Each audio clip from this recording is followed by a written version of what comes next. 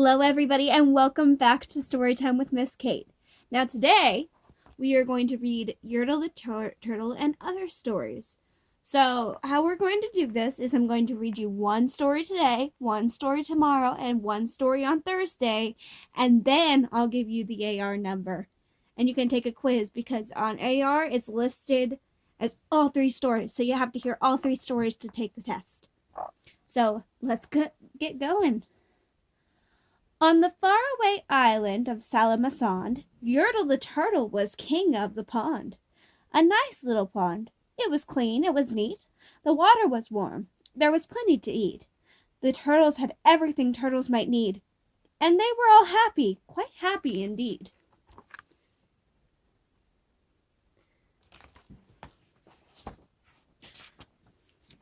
They were, until Yertle, the king of them all, decided the kingdom he ruled was too small. "I'm ruler," said Yertle, "of all that I see, but I don't see enough, that's the trouble with me. With this stone for a throne, I look down on my pond, but I cannot look down on the places beyond. This throne that I sit on is too low down. It ought to be higher," he said with a frown. "If I could sit high, how much greater I'd be! What a king! I'd be ruler of all I could see."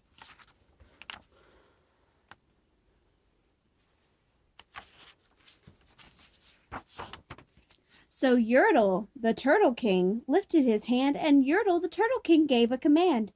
He ordered 9 turtles to swim to his stone, and using these turtles, he built a new throne. He made each turtle stand on another one's back, and he piled them all up in a 9-turtle stack.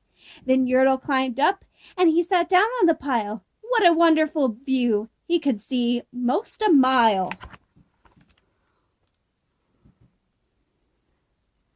Oh man, what do you think those turtles feel like with the turtles sitting on their back?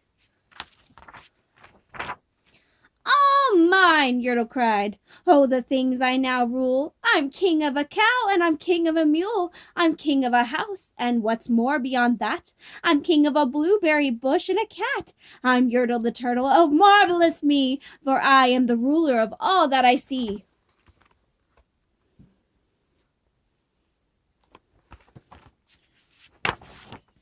And all through that morning, he sat there up high, saying over and over, "A great king am I," until long about noon, when he heard a faint sigh. "What's that?" snapped the king, and he looked down the stack, and he saw at the bottom a turtle named Mac, just a part of his throne, and this plain little turtle looked up and said, "Beg your pardon, King Yertle. I've got pains in my back and my shoulders and knees. How long must we stand there, your majesty, please?"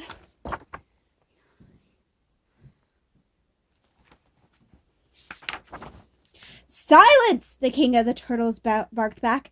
"I'm king, and you're only a turtle named Mac. You stay in your place while I sit here and rule. I'm king of a cow, and I'm king of a mule. I'm king of a house and a bush and a cat. But that isn't all. I'll do better than that. My throne shall be higher," his royal voice thundered. "So pile up more turtles. I want about 200. That's a lot of turtles. "Turtles! More turtles!" he bellowed and brayed, and the turtles way down in the pond were afraid. They trembled, they shook, but they came, they obeyed. From all over the pond they came swimming by dozens, whole families of turtles with uncles and cousins, and all of them stepped on the head of poor Mac. One after another they climbed up the stack. Poor Mac. Then Yertle the turtle was perched up so high he could see 40 miles from his throne in the sky. "Hooray!" shouted Yertle. "I'm king of the trees, I'm king of the birds, and I'm king of the bees. I'm king of the butterflies, king of the air. Ah me, what a throne, what a wonderful chair. I'm Yertle the turtle, oh marvelous me, for I am the ruler of all that I see."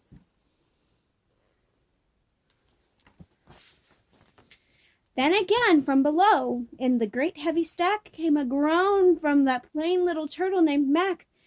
Your Majesty, please. I don't like to complain, but down here below we are all feeling great pain. I know up on top you are seeing great sights, but down at the bottom we too should have rights. We turtles can't stand it. Our shells will all crack.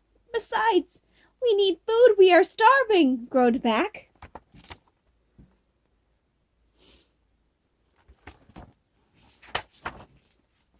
You hush your mouth, howled the mighty King Yertle. You've no right to talk to the world's highest turtle. I rule from the clouds, over sea, over land, over sea.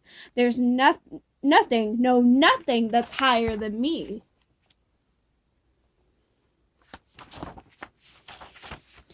But while he was shouting, he saw with surprise that the moon of the evening was starting to rise. Up over his head in the darkening skies. What's that? Snorted Yertle. What is that thing? What that dares to be higher than Yertle the king? I shall not allow it. I shall go higher still. I shall build my throne higher. I can and I will. I'll call some more turtles. I'll stack 'em to heaven.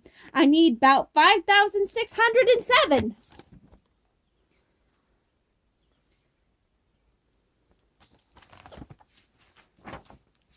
But as Yertle the Turtle King lifted his hand and started to order and give the command, the plain little turtle below in the stack, that plain little turtle whose name was just Mac, decided he'd taken enough, and he had.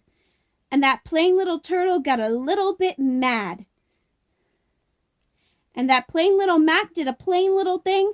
He burped, and his burp shook the throne of the king.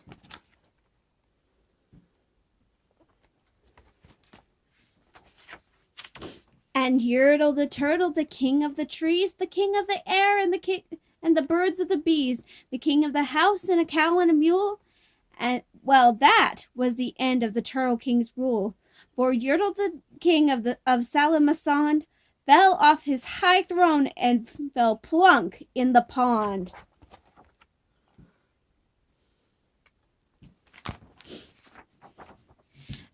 And today the great Yertle, that marvelous he, is king of the mud. That is all he can see.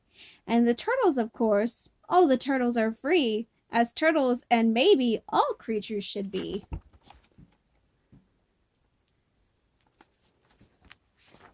The end. So tomorrow we will read Gertrude McFuzz, and I hope you have a great rest of your Tuesday, guys. Stay safe.